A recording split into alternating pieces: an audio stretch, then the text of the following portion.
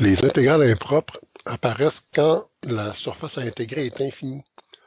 Puis en fait, il y a deux types d'intégrales impropres. On a l'intégrale avec des bornes d'intégration infinie.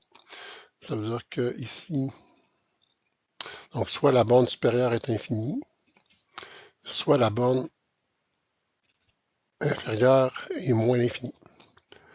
Donc évidemment, puisque je ne peux pas me rendre à l'infini, il va falloir que je fasse intervenir des limites. Et en gros, si je veux intégrer d'un nombre a jusqu'à l'infini, ben, je vais faire l'intégrale de a jusqu'à un certain nombre, que j'appelle grand N, puis je vais faire tendre grand N vers l'infini.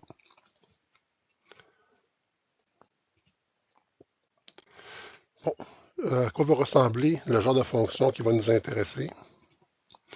Ben, entre autres à ceci. Donc, par exemple, si je veux l'intégrer du x qui est donc 2 jusqu'à l'infini, donc ici je prolonge jusqu'à l'infini, puis je voudrais savoir quelle est la valeur de l'intégrale. En fait, on dit que l'intégrale impropre converge si la limite donne un nombre fini. Donc, si la réponse est un nombre réel, exemple 17 ou 2,44, ben, je dis que l'intégrale converge, mais on va tout simplement indiquer la valeur de l'intégrale. Par contre, si on a comme réponse infini ou moins infini ou limite qui n'existe pas, on va dire que l'intégrale diverge. Puis on ne donnera pas la valeur infinie moins infinie, on va tout simplement dire que l'intégrale diverge. Si les deux bornes sont infinies, donc de moins l'infini à l'infini, on va prendre un nombre, quel qu'il soit, là, entre les deux. Très souvent 0. On va faire l'intégrale de moins l'infini à 0, plus l'intégrale de 0 à l'infini. Pour que l'intégrale existe, l'intégrale de départ, il faut que chacune des intégrales existe. Puis on additionne la valeur de chacune d'entre elles. Par exemple, si on y va avec les intégrales à borne d'intégration infinie, on verra l'autre type tout à l'heure. Ici, si je veux faire l'intégrale de 1 à l'infini de 1 sur x2 dx, ben, graphiquement, on a ce dessin-là. Fait qu'ici, j'ai ma fonction 1 sur x2. Je vais intégrer de x égale 1 à x égale, donc jusqu'à l'infini. Je dois savoir c'est quoi la valeur de la surface qui est ici.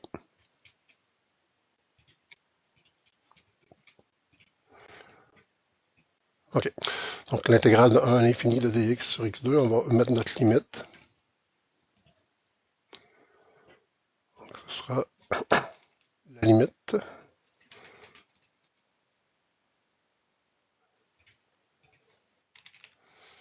Quand, je vais prendre t comme paramètre, quand t tend vers l'infini de l'intégrale de 1 à t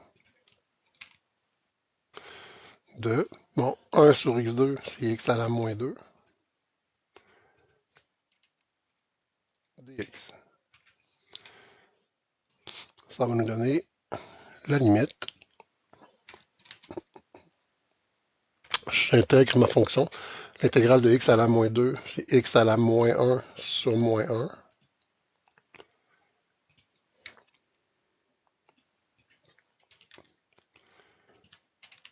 Je peux le laisser comme ça ou l'écrire tout de suite moins 1 sur x. C'est comme on veut.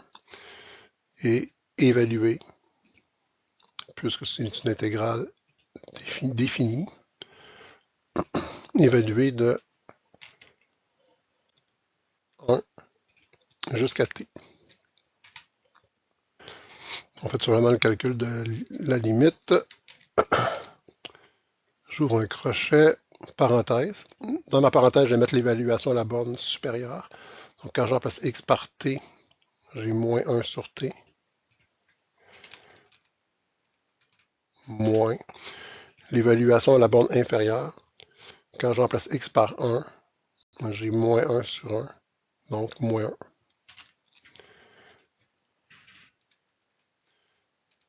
Ça va être égal à quoi? Ben ici, moins 1 sur l'infini, ça va tendre vers 0. Donc, pour le calcul qui est ici, avec la limite, si je remplace, donc quand t tend vers l'infini, moins 1 sur l'infini, ça tend vers 0. Puis j'ai moins 1, donc plus 1, 0 plus 1, ça donne 1. J'ai j'aurai dans ce cas-là une surface de 1 unité carrée.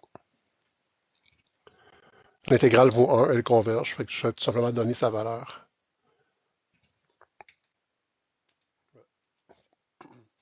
Mon intégrale est égale à 1.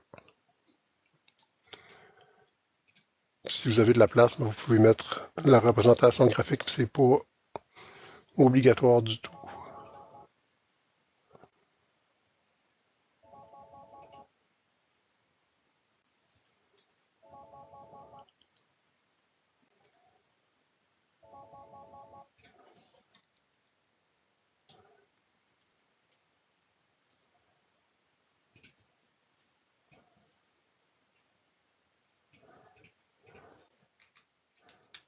Okay. Comme deuxième exemple,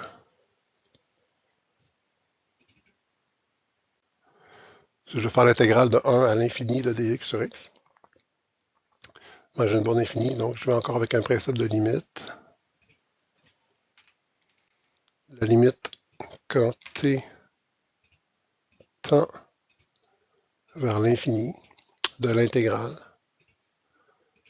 de 1 à t de 1 sur x dx.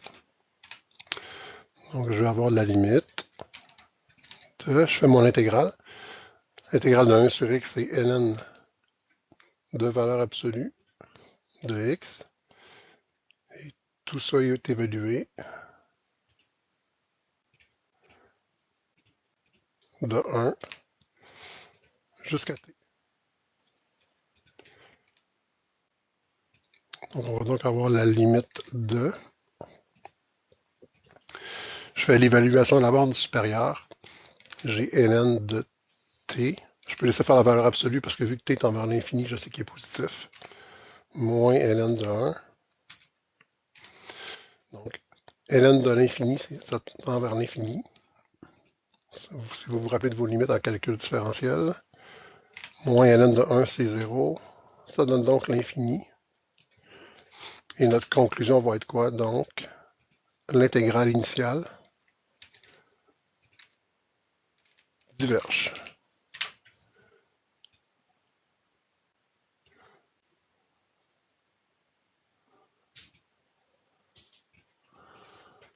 Je ne spécifie pas sa valeur, je dis simplement qu'elle diverge. Pas obligé de souligner et de mettre de point d'exclamation. Graphiquement, ça ressemblera à quoi? Cette fonction-là, ceci.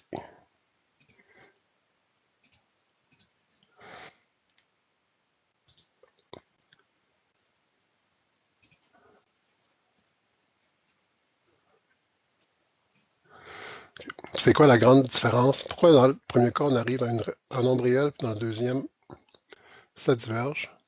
En fait, c'est qu'ici, quand j'ai 1 sur x2, la fonction descend très rapidement vers l'ex des x. Et la surface que j'ajoute à chaque fois est très, très, très, très petite. Donc, 1 est comme une limite supérieure. Même si j'additionne une nouvelle quantité d'air, je ne dépasserai jamais 1. Tandis qu'ici, ça descend, on voit là que ça ne descend pas aussi vite. Puis les quantités que j'ajoute vont finir par me faire déborder tout le temps, tout le temps. Je ne serai pas capable de borner mon air. Quand je vais ajouter, l'air va toujours grossir, grossir, grossir, grossir. Il n'y aura pas de borne supérieure.